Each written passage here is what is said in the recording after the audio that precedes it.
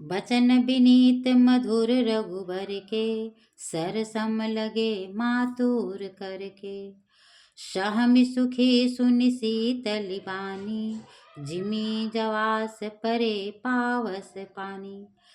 श्री रामचंद्र जी के ये मीठे वचन माता के हृदय में बाण के समान लगे। उस शीतल वाणी को सुनकर कौशल्या वैसे ही सहम कर सूख गई, जैसे बरसात का पानी पड़ने से जवासा सूख जाता है। कहीं न जाए कछु हृदय विषादो, मनहु मृगे सुन के हरिनादो। नयन नयन सजल तन थर थर कांपे, मांजहि खाए मीन जनु मापे। हृदय का दुख कहा नहीं जाता, मानो सिंह की गर्जना सुनकर हिरनी विकल हो गई हो और नेत्रों में जल भर आया हो और शरीर थर थर कांपने लगा, मानो मछली पहली वर्षा के झाग खाकर बेहाल हो गई हो। धरि धीरज सुत बदनु निहारी, गद गद बचन कहति महतारी। तात पितहि तुम प्राण प्यारे, देखि मुदित नित चरित तुम्हारे। तब धीरज धरकर तथा पुत्र का मुख देखकर माँ वो कहने लगी कि हे तात, तुम तो पिता को प्राणों के समान प्रिय हो। तुम्हारे चरित्रों को देखकर तो वे नित्य प्रसन्न रहते थे। राजुदेन कहु शुभ दिन साधा, कहूँ जान बन के ही अपराधा। तात सुनावहु मोहि निदानो, को दिन कर कुल भयहु कृसानो। राज्य देने के लिए उन्होंने ही शुभ दिन निकलवाया था, फिर अब किस अपराध से वन जाने को कह रहे हैं? मुझे इसका कारण तो बताओ। सूर्यवंश रूपी वन को जलाने के लिए कौन अग्नि बन गया? दोहा। निरखि राम रुख सचिव सत, कारण कहूँ बुझाई। सुनी प्रसंग रही मूक जिमी, दशा बरन नहीं जाई। सियापति रामचंद्र शंकर जी उमा। तब श्री रामचंद्र जी का रुख देखकर मंत्री के पुत्र ने सब समझा कर कहा। पूरे प्रसंग को सुनकर कौशल्या गूंगी रह गई। उनकी दशा का वर्णन किया ही नहीं जा सकता।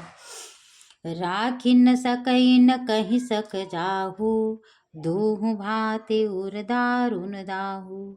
लिखित सुधा कर गा लिखि राहू, विधि गति बाम सदा सब काहू। ना रख सकती थी ना यह कह सकती थी कि वन चले जाओ। दोनों ही प्रकार से हृदय में बड़ा भारी संताप था। मन में सोचती थी कि विधाता की चाल सदा सबके लिए टेढ़ी होती है।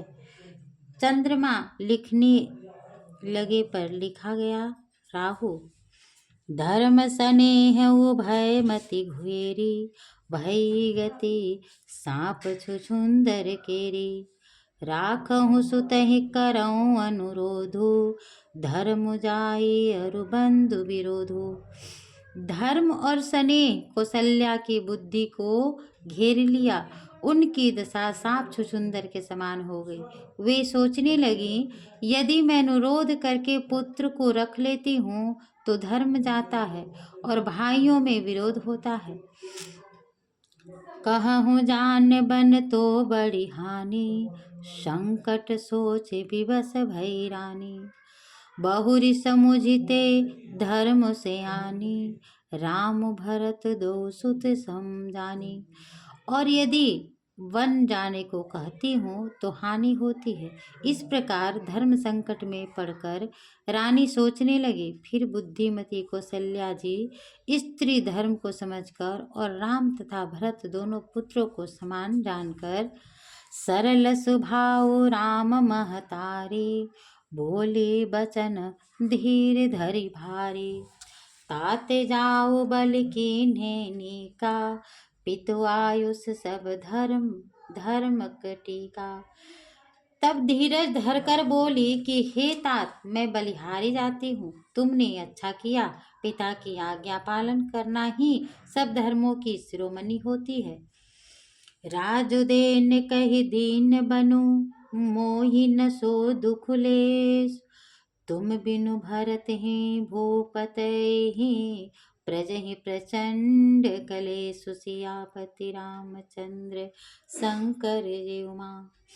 राज्य देने को कहकर वन दे दिया, इसका मुझे तनिक भी दुख नहीं है। दुख है तो इस बात का कि तुम्हारे बिना भरत को, महाराज को और प्रजा को अत्यंत क्लेश होगा। जो केवल पितु आयु सुताता, तो जन जाहु जान बड़ी माता। जो पित मातु कहूँ बन जाना, तो कानन सत अवध समाना। हे तात, यदि केवल पिताजी की ही आज्ञा हो तो माता को पिता से बड़ी जानकर वन को मत जाओ, किंतु यदि माता पिता दोनों ने वन जाने को कहा हो तो वन तुम्हारे लिए सैकड़ों अयोध्या के समान है। पितु बन देव मातु बन देवी, खग मृग चरण सरोह सेवी। अंतहु उचित नृपहि बनवासु, भय बिलो के ही होई हरासु। वन देवता तुम्हारे पिता होंगे और वन देवियां माँ होंगी। वहाँ के पशु पक्षी तुम्हारे सेवक होंगे। राजा के लिए अंत में तो वह वनवास करना उचित ही है। केवल तुम्हारी सुकुमार अवस्था देखकर दुख हो रहा है।